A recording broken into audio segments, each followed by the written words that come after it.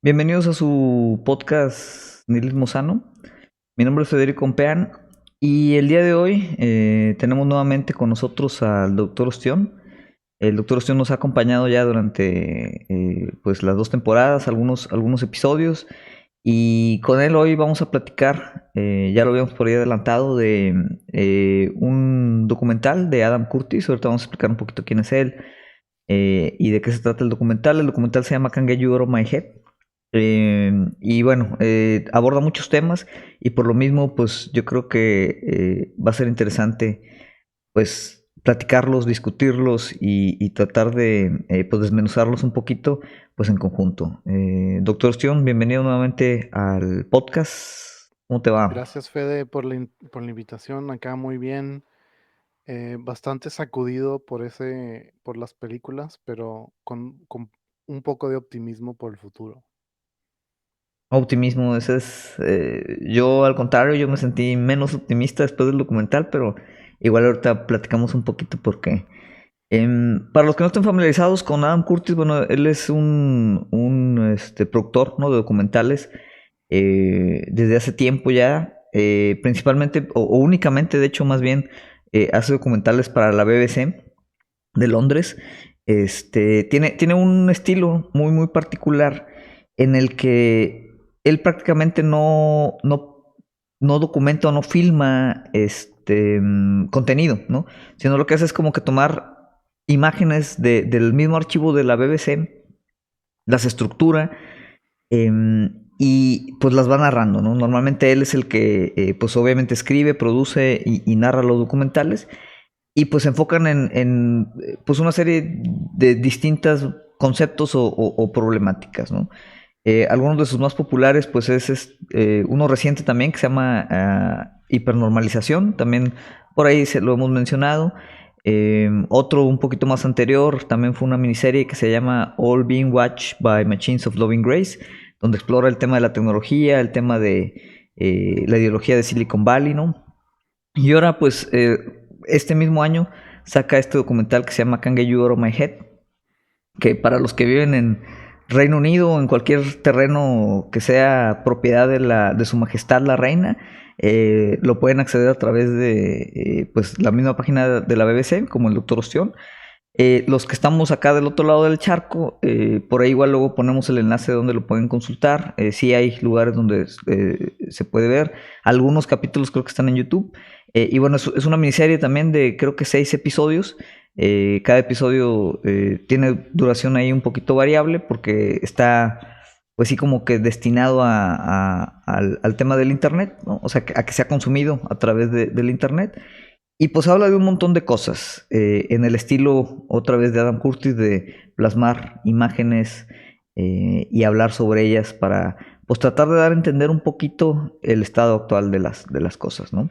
No sé, doctor Ostión, ¿tú cómo describirías a Adam Curtis para alguien que nunca lo ha visto? ¿Y cómo describirías de qué se trata este documental? Em, el estilo de Adam Curtis es muy particular. Creo que la mejor descripción y la más corta es un collage. Es un collage de imágenes, es un collage de ideas y es un collage de música. Creo que él mismo dice que él se motivó a hacer documentales principalmente porque ya estaba harto de ver documentales con mala música. Y que él piensa que los documentales como que no están hechos para que la gente los vea, son como un poco como documentales para experto, de un experto a otro experto. Entonces él como lo veía como que quiero poner un documental que tenga como que chistes, no tan obvios tal vez los chistes, pero que tenga chistes, que tenga música buena, que no tenga música obvia. Creo que había un ejemplo que había dicho, eh, creo que si hablas de dinero, la canción Money ¿cómo se llama? De Led Zeppelin, creo que es Sí. la canción, no me acuerdo, que esa es de que cada todos ponen esa canción. Entonces él como que quería ahí como que, pues él su propia creatividad, o sea, no solo el mensaje, pero también él es muy creativo en cómo conecta todas estas ideas, imágenes y música. Entonces sí es como que un performance como de arte, un poco el documental, pero además tiene muchas ideas, especialmente sobre nuestra actualidad, sobre nuestro estado actual, ¿no? Fíjate, en esa parte del estilo, antes de que nos platiques un poquito de tú qué, de qué sientes, ¿no? Que se trata este último documental, pero tiene mucha razón eso que hablas del collage y del estilo, porque obviamente aunque el documental o los documentales de Adam Curtis se trabaja mucho desde pues él narrando varias historias, varios elementos, ¿no? La parte visual es obviamente muy importante. La parte musical, ¿no? Que a veces como en automático la recibimos, pero no la analizamos, también hace ese collage. Y algo interesante también que veía por ahí de otros que comentaban sobre su trabajo, es como los espacios también que te da dentro del mismo documental para que tú puedas como que pensar o procesar un poquito todo lo que está diciendo, porque son documentales bastante pesados en cuanto al tipo de contenido y a la cantidad de contenido. Habla por ahí mucho de personajes o historias que normalmente no escuchas en muchos lados y son historias bastante complejas. Entonces algo padre de ese collage que hace es como que da esos espacios donde están pasando todas estas imágenes de archivo, ¿no? Que tienen algo que ver, obviamente, o sea, no son imágenes aleatorias, o sea, él las selecciona, las escoge, siempre le comentan mucho que pone muchas escenas como de gente bailando, ¿no? Así en clubes en los 70s, en los 80s, pero te da todo este tema con la música en el que él no está hablando y como que da oportunidad, ¿no? De un poquito pensar y empezar a digerir pues mucho de la exposición que está haciendo, ¿no? Sí. Y bueno, ya también contestar la segunda parte de tu pregunta, Can't Get You Out of My Head se trata un poco de, ah, de- él lo describe como una historia emocional de nuestra actualidad, ¿no? ¿Por qué nos sentimos como nos sentimos ahorita, como un poco ansiosos, perdidos, sin futuro, sin sentir que hay un futuro en el que queramos vivir? Y él lo que quiere hacer es, y necesitó 6 episodios, él quiere irse, bueno, vámonos atrás, vamos al pasado a entender por qué estamos donde estamos. Y esa es en sí la temática de este documental, bueno, esta serie de documentales. Correcto, sí, o sea, para complementar creo que sí se enfoca mucho en eso de, o sea, que nosotros como individuos, porque ahorita nos sentimos como tan angustiados, tan estresados, tan solos, ¿no? Utiliza mucho la palabra como de soledad, como aislados. Incluso hay un capítulo, no recuerdo cuál, donde remite, por ejemplo, al boom de los suburbios en Estados Unidos y cómo ese aislamiento, ¿no? En este caso, pues de la ciudad o geográfico empezó a generar también pues una crisis como de ansiedad, de angustia, de miedo, principalmente pues en ese entonces, ¿no? En las amas de casa que estaban como que pues aisladas en esos suburbios y también lo liga, ¿no? Con varias otras cosas como el tema de la crisis de los opioides, ¿no? Que es uno de los temas que explora, ¿no? En ese sentido creo que ese podría ser el tema central, ¿no? Como Sí. el, Lo que iba a decir yo también es que aunque explora muchas ideas y en sí las ideas son lo que él está exponiendo, lo hace él a través de personajes, ¿no? Escoge ciertas personas históricas que que han tenido como que, en cierta manera, esos, esos como conflictos de ideas. Habla con personajes medio ambiguos que a veces son parte, por ejemplo, parte de revoluciones, pero que a la vez se vuelven personas que pierden los ideales de la revolución y se vuelven otro tipo de persona. O sea, como estas personas como que son cápsulas de cómo se representa nuestro estado actual, ¿no? De que fuimos como de ideales a simplemente manejar nuestra situación lo mejor posible, ya no vemos cambios, ya nada más manejamos lo que tenemos. Y siento que lo hace a través de diferentes personajes. Cada personaje explora un poco estas diferentes ideas que él está exponiendo. Y fíjate, y ahí tocas temas muy particulares de su documental que contrastan incluso con otro trabajo de Adam Curtis, ¿no? Este en específico, como dices, se centra mucho. Siempre Dan Curtis utiliza el tema de las historias, ¿no? Trata de construir una historia. De como todas estas cuestiones en las que pareciera que están desligadas o son eventos que no tienen relación. Él dibuja, ¿no? En temas bastante complejos como o bailando estas historias. Así lo hizo en otros documentales, como por ejemplo el de hipernormalización, pero en este en específico se centra mucho en las historias, como tú dices, de individuos. Individuos, también como mencionas, bastante ambiguos, ¿no? ¿A qué nos referimos con ambiguos? Y eso es algo que Curtis sí enfoca mucho. Dice que normalmente estamos acostumbrados más ahorita, ¿no? Como a siempre identificar personajes como buenos o malos, ¿no? O sea, hay una narrativa positiva o negativa de algún personaje, de alguna motivación que pueda tener, ¿no? Hay gobernantes benévolos y hay dictadores malignos, ¿no? Y pues vemos todo en estos tonos como blanco y negro. Y precisamente algo que él hace, ¿no? Para tratar de identificar, pues otra vez, qué es lo que a través de los años, ¿no? El individuo ha percibido como esta pérdida de sentido, pues es que utiliza historias individuales que te van mostrando, pues, cómo el individuo va cambiando, ¿no? Cada uno de estos individuos, ahorita vamos a platicar un poquito de cuáles menciona ahí, y cómo también ellos se van adaptando, ¿no? Sus mismas creencias, sus mismas historias, sus mismas narrativas, siempre con la intención de, pues al final darle un poquito de significado, sentido al periodo en el que están viviendo, ¿no? Que cambia bastante. Un ejemplo, yo creo que de los principales que menciona ahí, por ejemplo, es el tema de, bueno, todo el enlace que hace con la mamá de Tupac Shakur y el mismo Tupac. Y va enlazando como las historias de ambos y cómo, pues por ejemplo, venía su madre, ¿no? De un tema revolucionario, de un tema de ser una pantera negra, de un momento en el que pues la revolución política se materializaba a través de pues una disidencia muy activa, muy revolucionaria, y después como pues el mismo Tupac trata de continuar como que con esa idea revolucionaria, pero se ve ya limitado ahora por el tema de la cultura, el tema de los medios, el tema del consumo, y trata de entrar por ahí, obviamente con resultados muy distintos, ¿no? Sí, Eh, y también el tema del individualismo ya de los noventas, en contraste con el colectivismo de los 60, 70. eso es otro tema también, ¿no?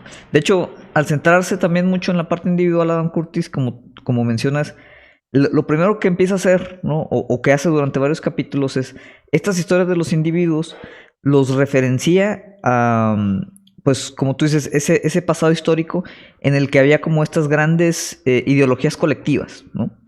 En donde había pues tanto temas de nacionalismos, temas de pues las revoluciones socialistas, había como una esperanza muy fuerte, ¿no? Que a través de una historia colectiva pudiéramos cambiar o pudiéramos establecer, pues así que un mundo diferente, un mundo distinto, un mundo mejor. ¿Y qué fue lo que sucede? Otra vez en esta narrativa que nos muestra Curtis, que esas como ideas colectivas, pues de una otra manera fracasan, ¿no? En algún momento. Y otra vez volvemos al tema del individuo. Entonces contrasta, ¿no? Como este individualismo y este colectivismo los compara un poquito.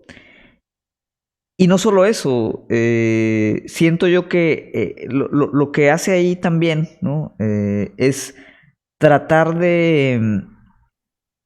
otro de los grandes temas de Curtis es como queremos, en teoría, cambiar el mundo y como que ahorita no tenemos la manera de hacerlo. Como que se nos acabaron las ideas de cambio, ¿no? Sí, sí, y como que, y en parte la pérdida de esas ideas es que nos estamos dando cuenta que tú como individuo no puedes cambiar el mundo, que como individuo vas a fallar y es un poco de por qué nuestro, nuestra, nuestro, la actualidad está como decayendo, ¿no?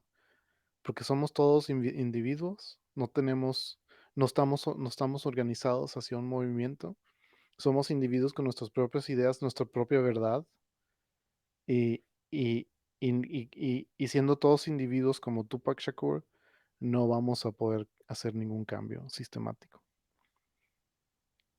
De hecho, el tema del cambio pues es principal, ¿no? En la idea aquí de Curtis.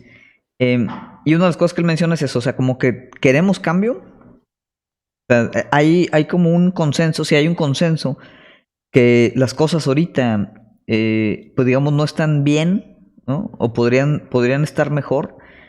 Nos sentimos otra vez aislados, solos, inquietos, angustiados, ¿no? Entonces, queremos un cambio, pero al mismo tiempo dice, pues no hay nuevas ideas de dónde puede surgir ese cambio, ¿no? ¿Por qué? Porque otra vez los grandes ideales colectivos ya se agotaron, ¿no? Colapsaron, no funcionaron, y los grandes ideales individuales que empezaron a surgir también, pues a partir de los 70s, los 80s, ya no nos permiten operar o hacer cambios colectivos, ¿no? O sea, operamos nada más como que en cambios individuales que no nos alcanza a hacer ese cambio, ¿no? Y se presentan o se nos presentan como que grandes barreras a los cambios. Y menciona principalmente el tema de la complejidad, que es un tema típico de Curtis. El tema obviamente de el gobierno, el poder, ¿no? El tema de la psicología, ¿no? También lo indica que prácticamente la psicología abona a este individualismo, pero un individualismo que no le alcanza, ¿no? Para conectarse con otros y cambiar las cosas, ¿no? Entonces, esta parte de la complejidad Curtis la aborda en otros documentales también, la plasma aquí. Por ejemplo, ¿tú cómo la entiendes desde el punto de vista, otra vez, del trabajo de Curtis? Creo que para mí Curtis, o sea, la complejidad es lo que estamos viviendo, ¿no? Nosotros vivimos en un sistema global complejo. ¿Qué es la complejidad? Medio un poco definido aquí. eh, la complejidad surge de como, de como agentes que actúan de manera local. Por ejemplo, tú y yo vamos a trabajar y vivimos en una ciudad, vamos a trabajar, usamos ciertas calles, no necesariamente no estamos interactuando con toda la ciudad, pero somos una parte muy local y pequeña con nuestras propias reglas. Tal vez si puedes simplificar las reglas de tu vida, especialmente ahorita en la pandemia, simplemente vives en tu casa, consumes tu comida y la complejidad surge cuando todos estos agentes que tal vez puedan tener reglas simples eh, empiezan a interactuar y empiezan a ver cosas complejas, cosas impredecibles. eh, no sé, algo que que pienso ahorita, algo como los efectos del tráfico. ¿Por qué es tan difícil manejar el tráfico de automóviles? Porque es muy difícil predecir dónde las personas van a manejar, qué es lo que se va a congestionar. Es difícil predecir cómo ciertos agentes se congregan en este lugar, de esta industria. Sí se puede hacer en algunas cosas, pero al final de cuentas es algo relativamente impredecible, difícil de manejar. Entonces, estos son los sistemas complejos que Curtis le gusta abordar. Y lo gusta abordar también en el aspecto de que hay muchas personas, y en este caso políticos del Reino Unido, que están intentando manejar esa complejidad, usando teorías sobre la complejidad para empezar a manejar a las personas, ¿no? O sea, o sea, de cierta forma, Curtis está hablando ahorita que ya el individuo está perdiendo agencia porque se está volviendo eh, algo manejable, ¿no? Algo predecible, manejable, gracias al estudio de los sistemas complejos. Sí, que esa es una de las grandes críticas de Curtis, ¿no? Es decir, esta complejidad existe, está ahí, y desde hace tiempo hemos tratado, como tú dices, de estabilizarla, ¿no? De controlarla, de modelarla. Aborda, ¿no? A varios pensadores que han ayudado como a hacer este marco conceptual en donde a través del poder, por ejemplo, computacional, prácticamente podemos o tendríamos la capacidad de predecir toda esta complejidad y obviamente tratar de controlarla, ¿no? Como tú dices, se refiere incluso que esto ha generado esa búsqueda como de estabilidad, esa búsqueda de simplificación, ¿no? Para poder entender todo esto que, pues él dice, al ser muy complejo no lo entendemos y nos sentimos incapaces, ¿no? De operar. Entonces tratamos siempre de simplificarlo, ¿no? Tratamos siempre de controlarlo, tratamos siempre de meterlo como en una pequeña caja que nos permita realmente estimar qué es lo que va a suceder. Sin embargo, Curtis siempre pone que todos esos intentos siempre fracasan, ¿no? Sí, Y no solo fracasan, sino que por tratar de generar ese control, creamos o no sabemos qué inestabilidades o qué monstruos, ¿no? Así tal cual con esa palabra, generamos años después.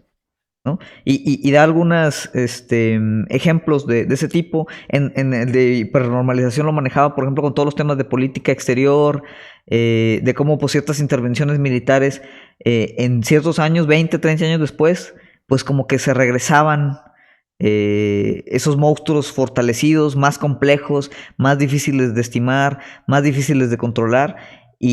Pues sacaban de balance en este caso el tema ahí, pues otra vez diplomático, geopolítico, pero pues eso constantemente Curtis es un tema, ¿no? Que realmente la complejidad que existe está ahí, queremos controlarla y siempre fracasamos al hacerlo, ¿no? sí.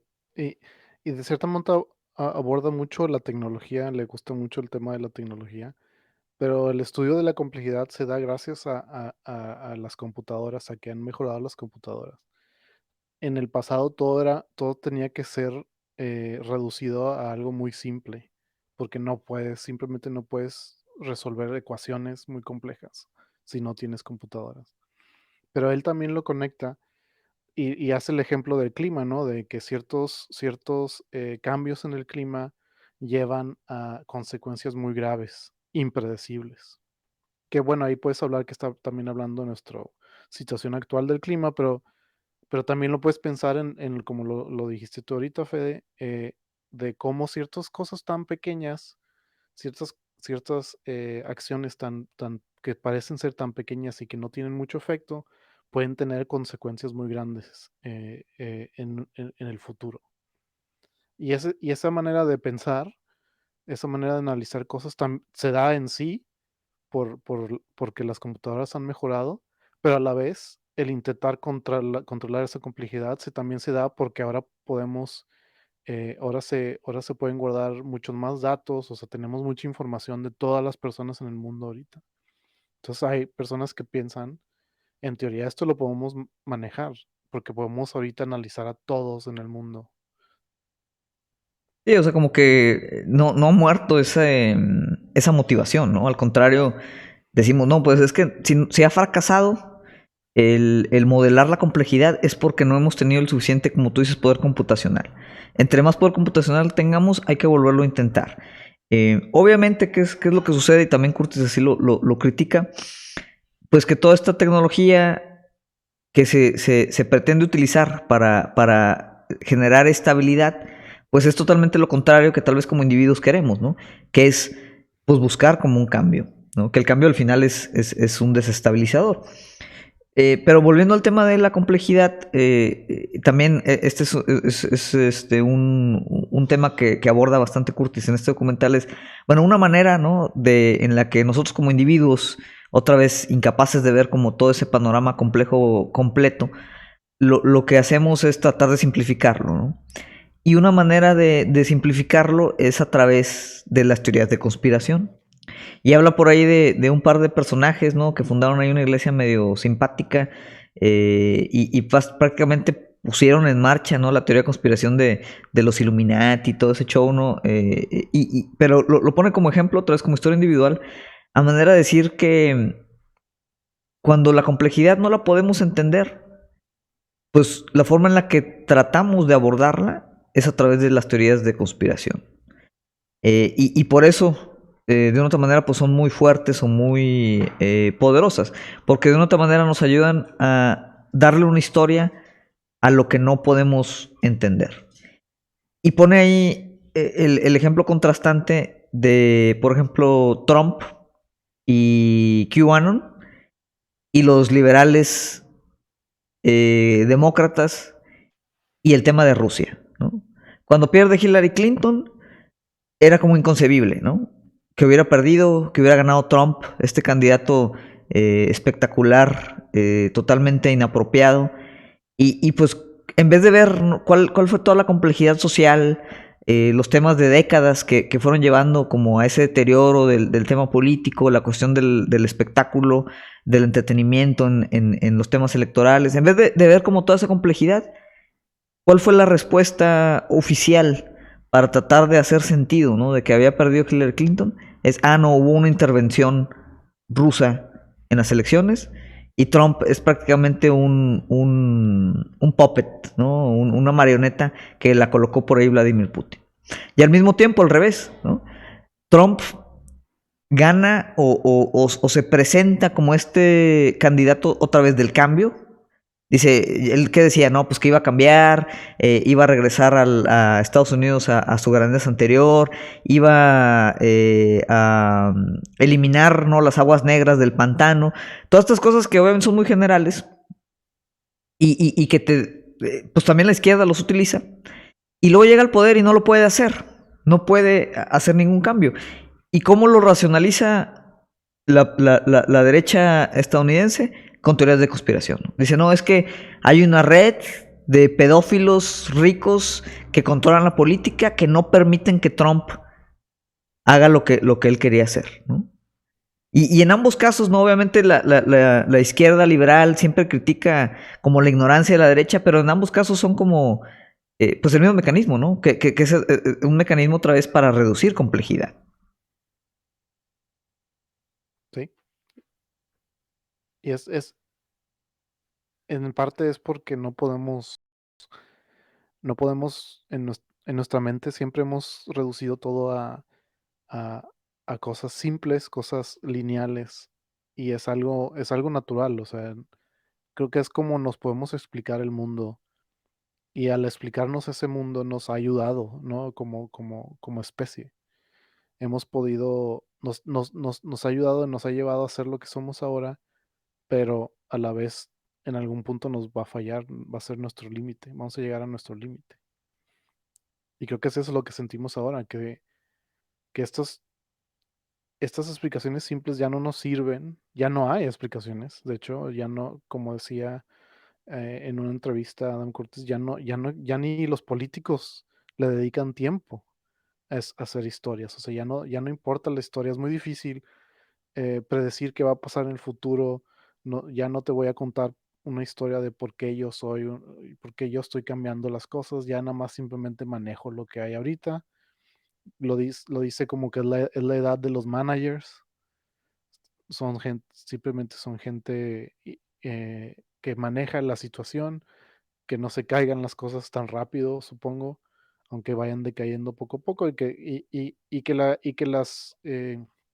estructura de poder se mantenga, sin ninguna idea nueva de cómo deben de cambiar las cosas. Sí, esa también es una idea central, ¿no? Yo creo que en el pensamiento de Curtis, de cómo la figura política perdió como ese poder, ¿no? Que tenía, pues antes de los 70 de construir narrativas, de tener como el poder, de motivar o dar una visión a la gente, ¿no? De a dónde iba caminando la sociedad. Y ahora, como tú dices, los políticos realmente son administradores, ¿no?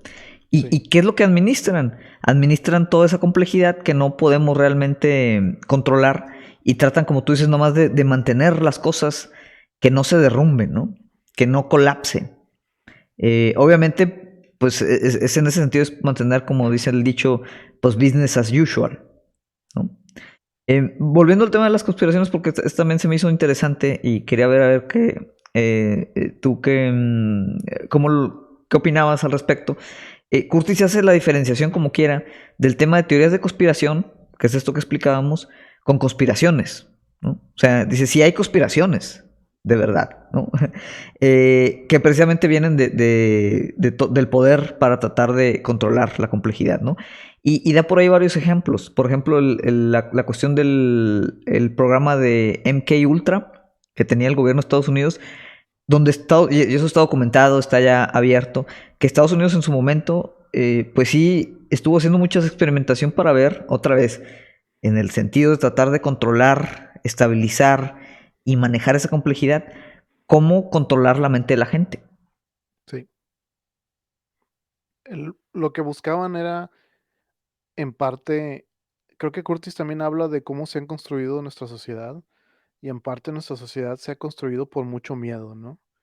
Desde la Segunda Guerra Mundial, o sea, la gente que vivió eso regresó con mucho miedo, con mucho pánico de lo que es posible, ¿no? También tienes las bombas atómicas. Y la Guerra Fría en sí es una época donde se construyó el mundo actual de mucho miedo a la destrucción mutua, ¿no? Como mutual destruction. Entonces, para mí,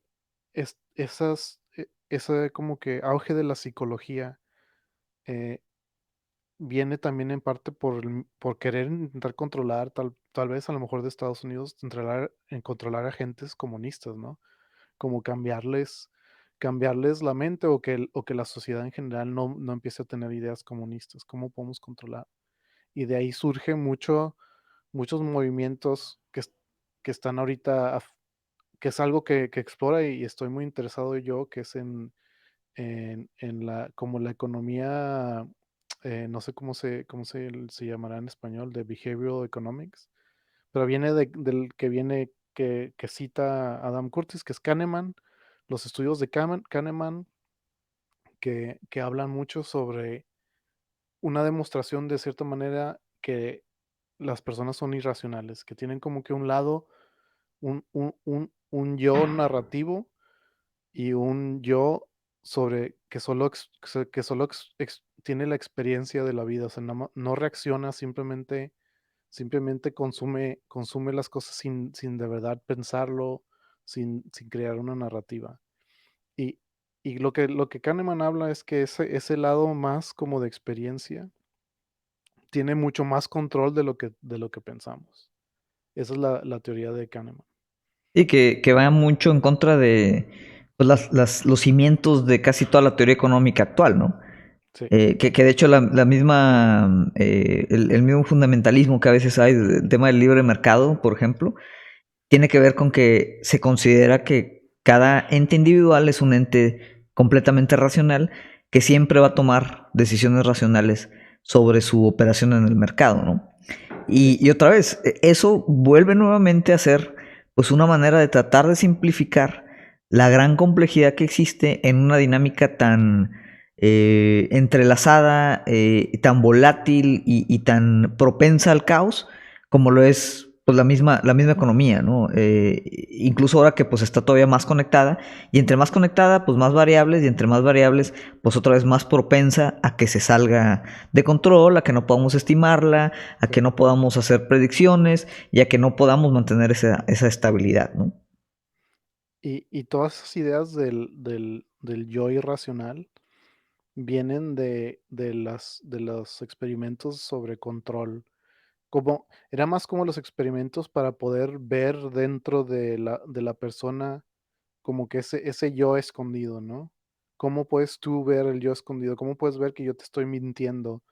Y venía algo de cómo cambiaban las pupilas y cosas así, pero todos esos experimentos llevan a las teorías sobre el comportamiento irracional humano, que en sí, como hemos hablado, o sea, la misma temática, se vuelve ya como que un entendimiento más complejo del agente, del ser humano y su agencia.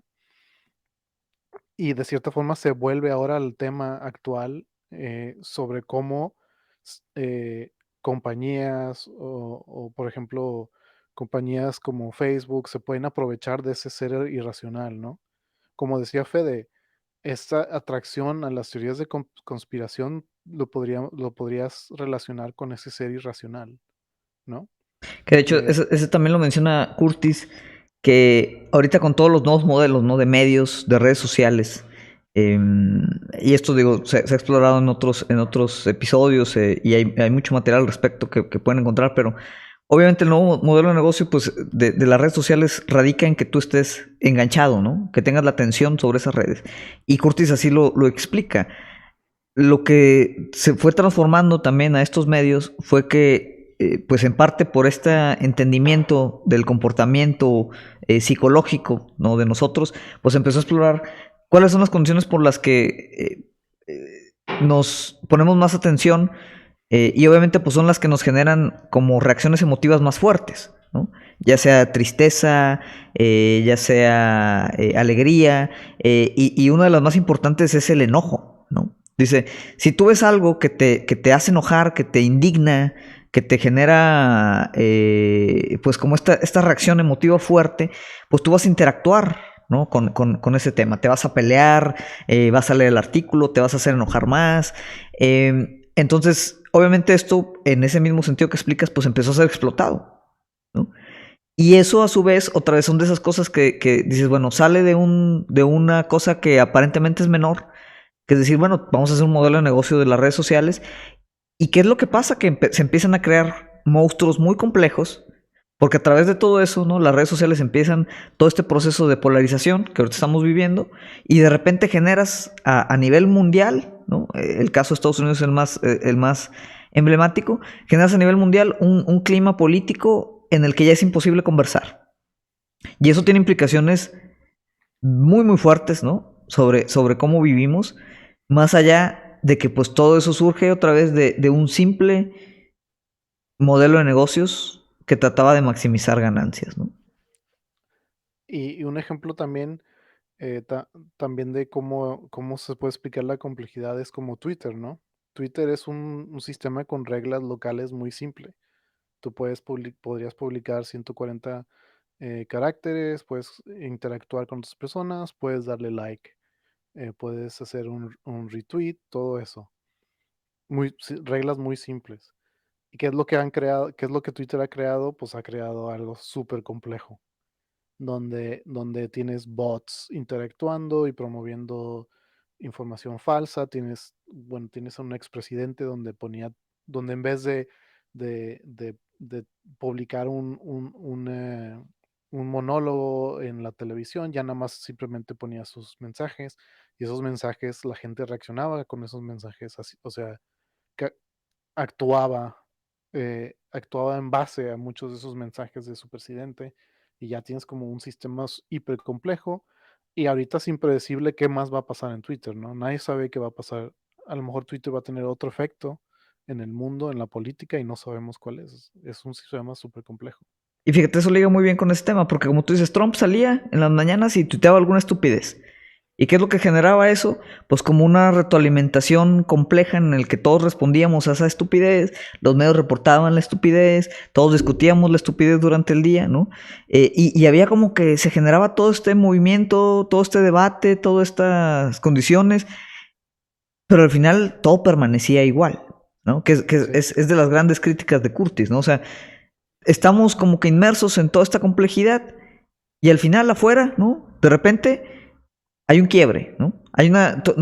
Todo esto que pasa en el mundo real no se refleja ningún cambio, sigue las cosas siguen sin cambiar. Y obviamente hay en ese choque decir, oye, pues es que, pero ¿por qué las cosas no cambian? Si estamos todos peleándonos en Twitter bien enérgicamente, pero las cosas siguen igual. Y eso obviamente te desmotiva, ¿no? Y te va vaciando, te va agotando.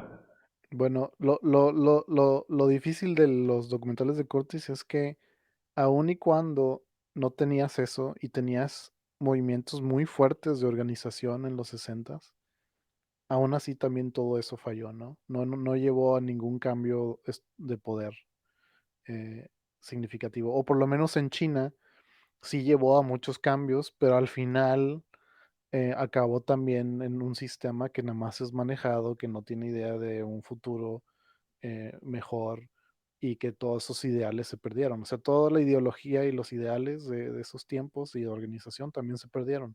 Entonces, si nos organizamos, todo falla. Si como individuos no tenemos agencia en nada, ¿qué queda? ¿Qué es lo que sigue? Que esa es la gran pregunta. Y antes de entrar a esa, que sería como la parte del cierre, yo creo que ahí están las dos, tú explicaste ahorita muy bien, como que las dos grandes tesis de Curtis, ¿no? Que fue, falló, como tú dices, todos estos movimientos colectivos. Estos movimientos colectivos trataron de potencializarse como a través de revoluciones después culturales. Y Curtis dice, la cultura es como nos retraímos hacia la cultura, que es como una parte relativamente conservadora, ¿no? De la sociedad. ¿Qué significa eso? Intentamos la revolución, ¿no? Por las armas, por los medios materiales, no se logró. Volvimos a tratar de sacar a través de grandes individuos, ¿no? Grandes ideas culturales. Por ejemplo, Tupac es un ejemplo. Pero dice, a través de la misma cultura simplemente administramos esa radicalidad. Como que sublimamos esa revolución y dijimos, no, es que el tema no es la revolución armada, por ejemplo, sino el tema es la revolución acá, ¿no? El cambio está en uno mismo, como dirían por ahí algunos políticos. Y precisamente dice, eso también fracasó. ¿Por qué dice que fracasó Curtis? Porque dice, al final, todos esos grandes individuos que empezaron a hacer estas revoluciones culturales, dice, también tenían demonios colectivos al interior, que otra vez, pequeños monstruos que se alimentan de ciertos elementos, entran a la complejidad y de repente se salen de control, fracasa otra vez y al final, nuevamente, tanto en la parte colectiva como en la parte individual, nos quedamos sin cambios. Y hace una pregunta, yo creo que es importante, ¿no? Que dice, todos decimos que queremos que cambien las cosas, pero la realidad es que, o la pregunta real es si realmente queremos ese cambio. Porque el cambio, y posiblemente sea la gran reacción a por qué tratamos de mantener todo estable, el cambio implica que muy posiblemente perdamos poder, perdamos tema de poder adquisitivo, perdamos algunas de las cuestiones que ya tenemos ahorita. O sea, no hay forma de anticipar, ¿no? Ese cambio realmente cómo va a afectar. Podamos perder incluso la vida, ¿no? Por tema de ideales. Entonces dice, ese cambio que está como que en el psique colectivo, realmente no hay forma de anticipar cómo va a ser. Y en ese sentido puede que interiormente, como en esa irracionalidad que explicaba Kahneman, tal vez realmente no queremos que cambien las cosas, ¿no? Y por eso estamos como en este círculo en donde pasa todo, hacemos todo, decimos que queremos cambiar y nada cambia. Que lo reflejamos en la cultura actualmente. O sea, en la cultura actualmente, incluso las marcas y todo, hay una gran carga simbólica, ¿no? Cultural por ejemplo, el tema de la inclusión, el tema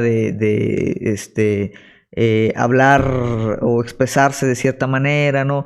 El tema de la igualdad y de repente hay muchos, pero siguen siendo como que elementos muy simbólicos que se pueden, obviamente, comodificar o hacer mercancías y al final pasa todo esto y dices, qué padre, ¿no? Burger King sacó una hamburguesa LGBTQ y lo que tú quieras y no cambia nada, ¿no? Todo sigue siendo esencialmente lo mismo, ¿no? Y está muy interesante que hables de eso porque en sí el movimiento de Black Lives Matter es uno de los movimientos ahora que sí está promoviendo ese mensaje de el cambio gradual no es lo que queremos un cambio fuerte y a la vez como probablemente has hablado en otros episodios, eh, pues de manera el capitalismo lo toma y lo hace suyo, ¿no? De que gracias por tu movimiento, yo lo voy a promover como algo que estoy cambiando dentro de mis recursos humanos, es mi movimiento de recursos humanos, ¿no? Y es esa ambigüedad, en realidad, de nuestro mundo actual que Curtis le gusta tratar, ¿no? De revolucionarios que querían cambiar las cosas, pero se dan cuenta que a lo mejor ellos están bien así y que no, de verdad no quieren tanta revolución, ¿no? Que sí estoy disgustado, pero también no tengo una buena idea de cómo voy a cambiar las cosas. Y creo que ese es el problema también. No es tanto de si queremos un cambio, no, es que ni siquiera sabemos a qué vamos a cambiar, ¿no? Sí, no hay ideas, ¿no? No hay ideas. De qué es lo que viene, ¿no? Y sin embargo, ¿no? En esta vibra que es obviamente bastante pesimista, y para mí Curtis es un autor, vamos a decir, eh, que generalmente es pesimista porque pues prácticamente expresa esta idea de que pues ni lo colectivo ni lo individual funcionó, que la complejidad no la podemos controlar, no la podemos anticipar, y cuando lo hacemos, simplemente hacemos las cosas peor, ¿no? Pues da una lectura obviamente de decir, bueno, pues entonces, ¿qué sigue? Sin embargo, él abre y cierra con citas de David Graeber, que hablábamos en el capítulo de trabajo de mierda. David Graeber es un antropólogo y activista que ya falleció, Y precisamente cierra el documental con una idea de Graeber, que voy a parafrasear porque no me sé la cita de memoria, pero que el mismo Curtis dice que es muy emocionante, que es, Graeber dice, ¿no? Que la verdad última de este mundo es que todo lo que existe de este mundo como tal y como está ahorita fue creado por nosotros y que en ese mismo sentido lo podemos cambiar. Entonces dice, sí hay, obviamente él tiene una esperanza, o no una esperanza, de hecho es como una certidumbre, ¿no? De que podemos cambiar las cosas, porque todo como está ahorita, por más fregado o bien o mal que esté, sí fue construido por nosotros, ¿no? Sí, O sea, y todos los cambios que se han visto, buenos o malos, fueron construidos por nosotros. Entonces, si todo eso fue construido por nosotros, es una realidad que puede ser construido de forma diferente. Lo que dice Curtis, y yo creo que con eso trata de cerrar, es que tiene forzosamente que venir algo diferente, ¿no? O sea, las cosas van a cambiar y nosotros las vamos a seguir cambiando. El tema es cómo volvemos a enlazar este individualismo con la capacidad colectiva de controlar el cambio, ¿no? y también viendo en una entrevista que dio, eh, el final, para ser como un documental bastante en general negativo, su final es relativamente positivo, ¿no? Como esperanzador, ¿no? Y su esperanza es que simplemente los humanos no son tan irracionales como nos hacemos entender. Creo que también hay esta idea de, sí, pero la gente es estúpida, ¿no? Y creo que Curtis no cree en esa idea tan generalizada. Yo creo que él cree que tenemos que quitarnos esa idea de la cabeza para poder empezar a imaginar futuros en los que queramos vivir. Y, y, y no solo quitarnos esa idea, sino empezar a creer en futuros, en grandes historias, en grandes movimientos una vez más. Eh, creo que, creo que es, como dije antes, estamos todavía viviendo una sociedad que ha vivido con mucho miedo. Le tenemos miedo al fascismo, le tenemos miedo al comunismo, y ahora le tenemos miedo al neoliberalismo. O sea, vivimos con mucho miedo de grandes ideas, ¿no? Eh, y lo que dice Curtis es que necesitamos estas grandes ideas, grandes historias para poder seguir, para poder imaginar futuros. Alguien tiene que venir a empezar a contarnos ideas nuevas que vamos a empezar a creernos. En ese contexto, la verdad, o sea, sí siento yo que es un poco muy optimista, ¿no? Porque sí se siente que estamos en una situación muy difícil donde una teoría de conspiración te puede tumbar cualquier historia que te estés creando. Es tan fácil como desviar la atención, o como lo hacía Trump, con un tweet desviaba la atención de lo que realmente es importante. Y Sí, ese es, ese es el problema que siento yo que vivimos. o sea, no pierde la esperanza, ¿no? Porque pues sí, yo creo que es lo último que se tiene que perder, tal vez, ¿no? En esta intención de cambiar el mundo. Pero a la vez, yo creo que acepta, ¿no? Que pues es extremadamente complejo, ¿no? Y por ese lado, y tal vez ya para cerrar, ¿no? Yo creo que en ese sentido podríamos ubicar el trabajo de Curtis, y para los que nos escuchan recomendarlo así, como una forma muy accesible, yo creo, de aproximarnos a entender esta complejidad, ver históricamente de dónde ha venido, cómo se ha generado, y ponernos en este punto que nos ayude otra vez a explicarnos un poquito, ¿no? ¿Por qué nos sentimos, que es con lo que comienza Curtis, solos, aislados, sin agencia, sin poder? Pero sin embargo, a pesar de entender esto, ¿no? Y una conclusión podría ser de que, bueno, pues qué triste, qué mala onda, y nos ponemos todos a llorar. Pero al revés, como tú dices, al final hay ahí, como que era un pequeño espacio donde dice, es que algo diferente tiene que venir. Sí. sea, una idea nueva tiene que venir. Y es una realidad, ¿no? Yo lo platicaba, lo hemos platicado aquí, como ese tema de los futuros perdidos, que ya no hay ningún entusiasmo por el futuro, que la cultura parece que está como detenida, congelada, atorada, ¿no? Muerta incluso. Y pues hay que o terminar de matarla y hacer algo nuevo, ¿no? O transicionar. Y en ese sentido, yo creo que el documental de Curtis pues, nos pone como en esa posición primera, ¿no? De entendimiento. Y ya que llegamos a ese punto, ahora sí es decir, bueno, vamos a tener el valor de empezar a buscar cuáles son esas ideas distintas, esas ideas nuevas, ¿no? Que como tú dices, no le tienes que poner un nombre todavía, ¿no? Y no tiene que ser pues el mismo, el comunismo soviético o el capitalismo de Estado chino o el mismo anarquismo de siglos pasados o el mismo neoliberalismo que es la teoría hegemónica actual. Puede haber algo distinto, pero tenemos que, como dices, pues atrevernos a pensar como esas grandes ideas, ¿no? Sí, le tenemos miedo le tenemos miedo hasta simple consideración, ¿no? Considerar ideas nuevas ya hasta nos da miedo. No deja tú aplicarlas. Y lo que también quería decir es que Curtis no busca que tú pienses, pues el colectivismo no funciona, pero tampoco el individualismo, pues nada funciona. Lo que Curtis quiere hacer es enseñarte por qué el colectivismo fracasó. Por ejemplo, en muchos casos en China fracasó porque se perdió. O sea, el comunismo chino en sí, los ideales del comunismo y colectivismo no se aplicaron. Se aplicó ahorita el capitalismo chino que existe, el Estado capitalista chino, ¿no? O sea, se perdió, esas ideas se perdieron.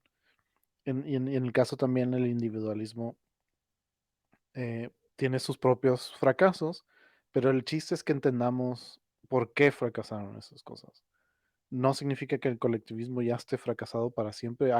Tal vez hay una nueva idea dentro del colectivismo que considere el individualismo, que no sean dos lados de una moneda, que a lo mejor exista una combinación que nos ayude a un futuro mejor, ¿no? Y creo que esa es la idea que Curtis busca.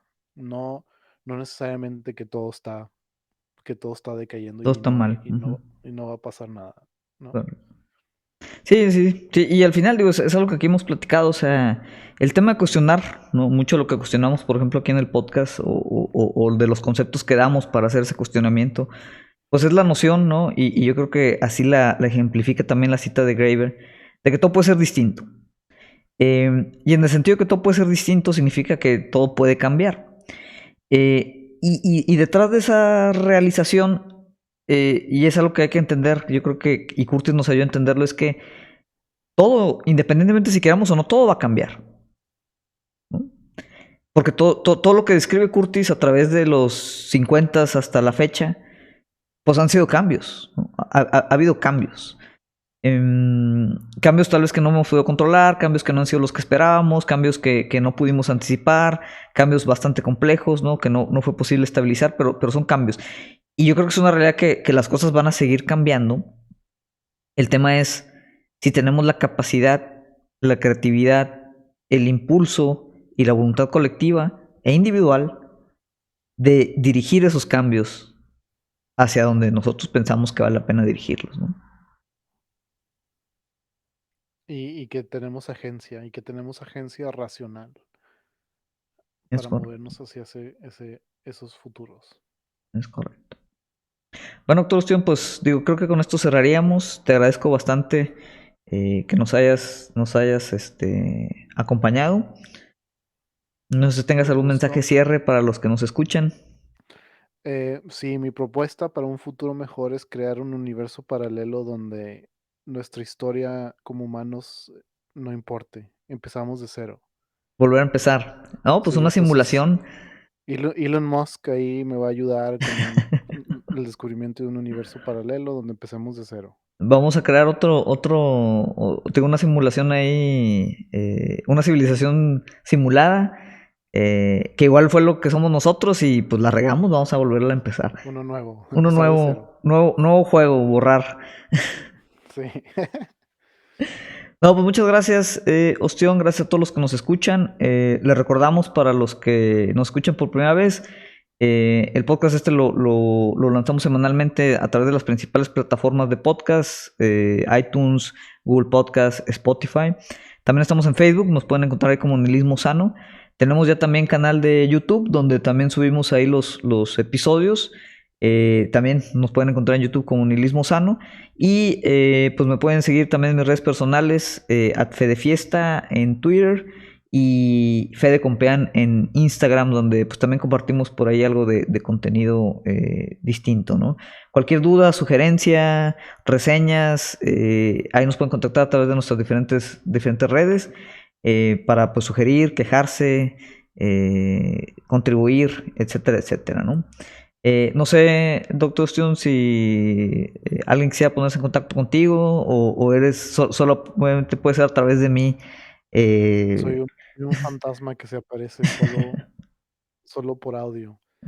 Pues nada más promover el podcast de Juli y Dondi hablan de películas, que también está disponible en todas las plataformas de podcast. Hablamos de películas, de series, todo tipo de cosas. Y bueno, esto fue un poco como una mezcla de los dos, porque también fue hablar de una película, pero aunque hablamos más de ideas. Correcto. Muy bien. Pues muchas gracias, Teo. Muchas gracias a todos y nos vemos la siguiente semana. Hasta luego. Gracias.